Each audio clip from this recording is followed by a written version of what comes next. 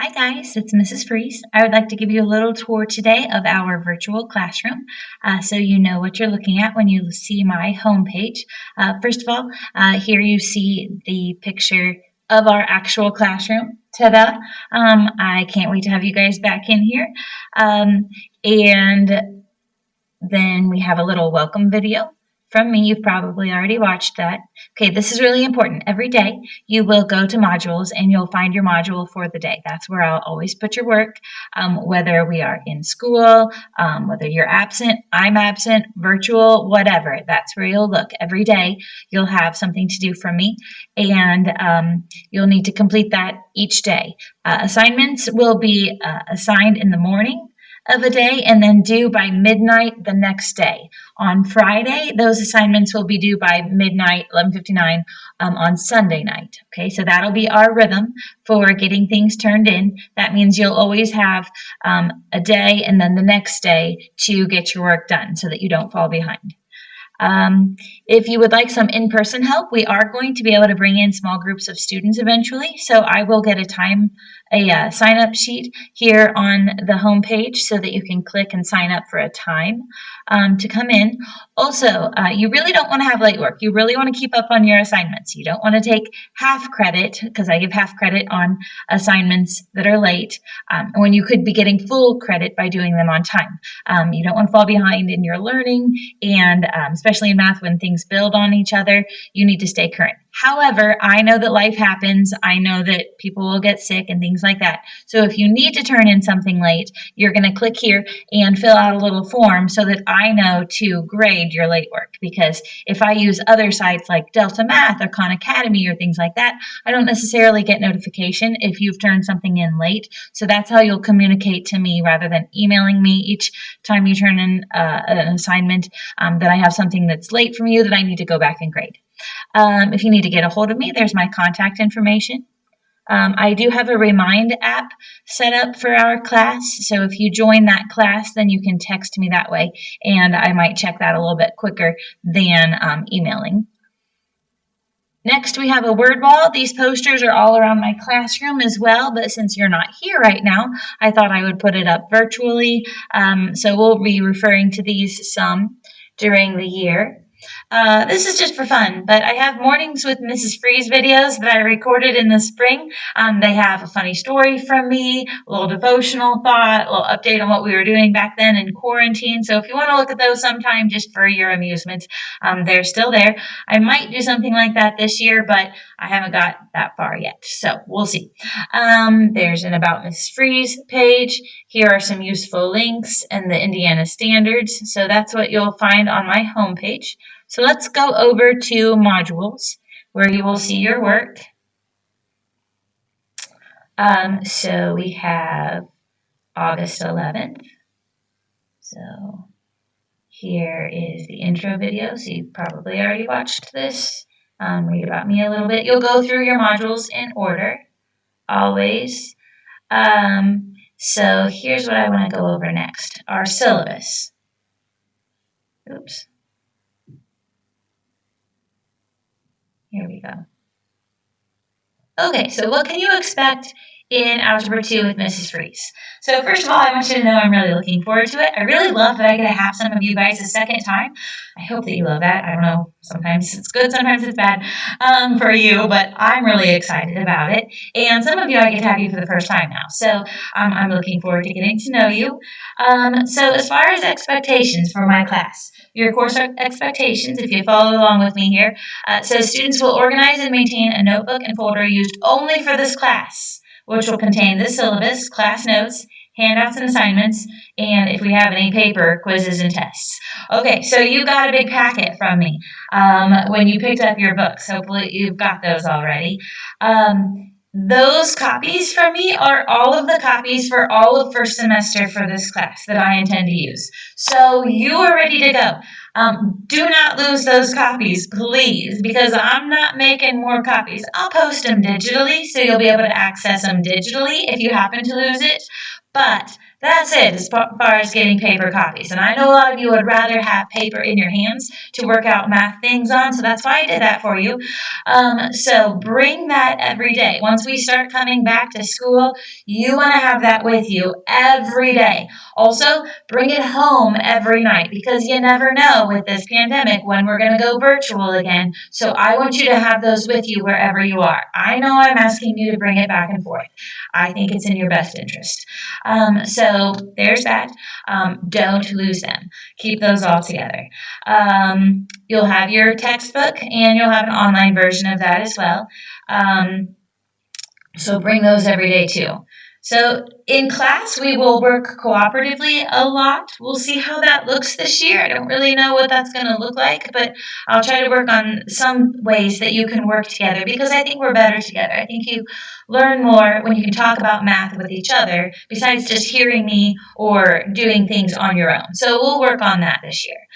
Students will actively manage their own learning through diligent attention to class notes, classroom activities, and textbook assignments. So when we do notes, I expect you to still take notes. Even though you're watching videos of me at this beginning part instead of seeing me in class, you're still going to take notes. The act of writing will help it get in your brain better. So you are still going to write down things that I do in class or when I'm videoing myself for you so that you can learn the material better. So that's for you. That's not for me. That's so that you can learn the material. So we'll still do that. We'll have different activities and assignments. Hopefully I'll use ones that can give you some immediate feedback so you'll know whether or not you're getting them right away. Number 4, students will persevere in their work, always keeping the goal of growing your brain in mind. Learning is a process that requires hard work and focus and making mistakes and learning from them.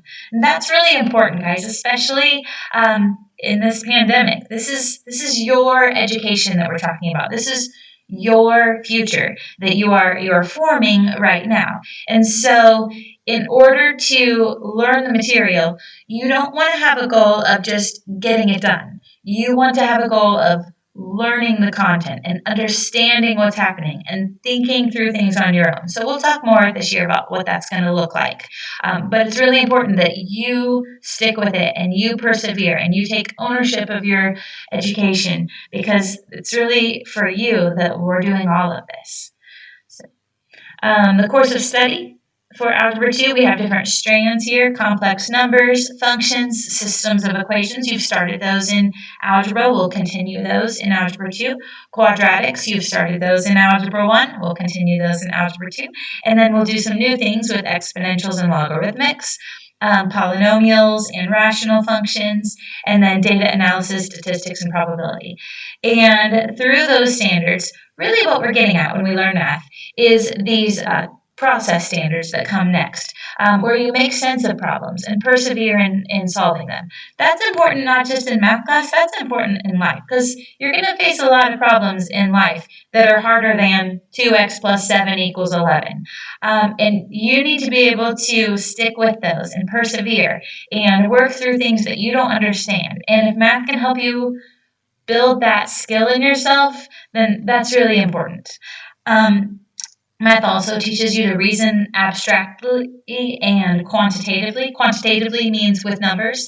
And we've seen a lot of numbers and a lot of data coming at us these past couple of months, and we need people who can understand those. And reason quantitatively means make sense of the numbers and be able to tell which numbers you believe and how you use those numbers and everything like that.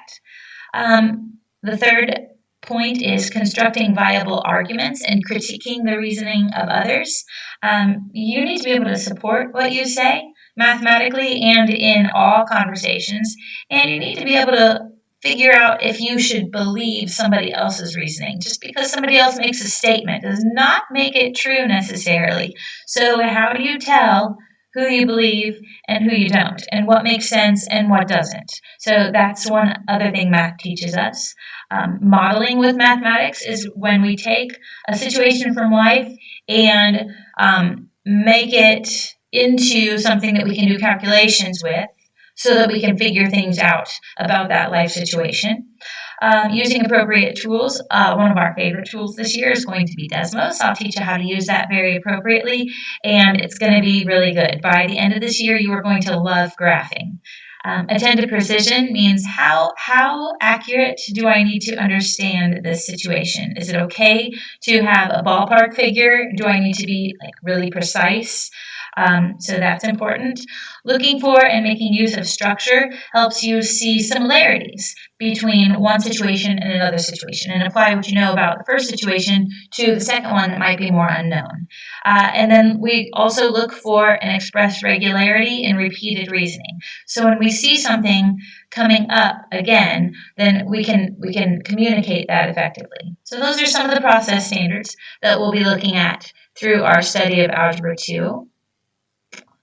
Great. All right. So here's how right now I have set up our grades. This could possibly change. This is not how I had it last year, but since we're starting virtual, this is how I have our categories weighted right now. So this might change given the unknowns of the year. But right now, homework is going to account for 60% of your overall grade. The tests will be 30% of your overall grade, and then participation will be 10%. So those are the categories that your grades will fall into. If you're absent for any reason, it's your responsibility to complete makeup work. So this applies for when we're back in person. You have the number of days you were absent plus 1 to get that makeup work in. Check Canvas, the dates of the modules to see what you missed. When we're back in class, I have a board over on the side of the room that will have the work that we're doing over there as well. And you'll find extra worksheets on Canvas or in your packet.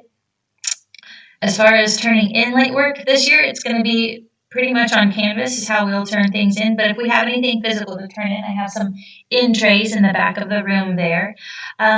When you turn in late work on Canvas, I think I said this already, or when you turn in any late work, you're going to make sure to fill out that form so that I know to grade it. That's going to be an important piece for keeping track of everything this year.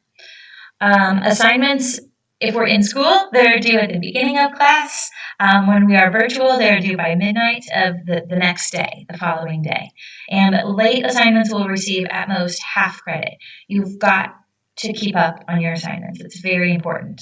Also, work must be shown on all problems to receive credit. There will be times that I ask you to upload your work pages, so make sure that you are doing your work in a way that is easy for me to follow, just like you would if you were turning it in on an actual paper. I'll have you take some pictures of your work pages and submit them that way so that I can see your work and follow your thought processes that way. So for resources, we have our Algebra 2 textbook. If this is analytical, we won't have a textbook per se, but I'll have a lot of video resources for you to use. The supplemental worksheets that I gave you. The online textbook is at myhrw.com. Khan Academy is a really great resource for videos. We'll be using Delta Math a whole lot this year too because I'm really liking what I'm finding on there. If you are stuck in the evenings, you can call the 1-877 Ask Rose helpline. Some of you have used that before, and they're not up yet, of course. I think they'll be back with this virtual beginning of the year, but probably not until after Labor Day. So we'll have to hold off on that. Also, you can, once we're back in school, you can come see me for some extra help. For now, we'll be doing some Zoom meetings and small groups in class if you've signed up for some time slots. So those will be determined as we progress. So the classroom rules are be kind to one another. We'll follow those when we get back in here to the classroom. And I'm confident that no matter what this looks like, this is going to be a good year. You're going to see a lot of growth in yourself, and I'm really excited about that. So, all right, well, I think that's everything for today. So always remember that Jesus loves you, and so do I. So do your math.